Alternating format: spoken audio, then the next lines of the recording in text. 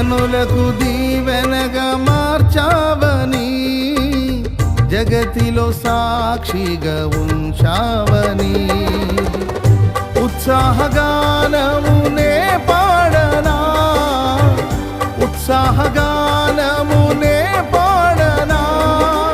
ఏదైనా నీ కొరకు చేసేందుకు ఇచ్చితివి బలమైన నీ శక్తిని. ఏదైనా నీ కొరకు చేసేందుకు ఇచ్చితివి బలమైన నీ శక్తిని.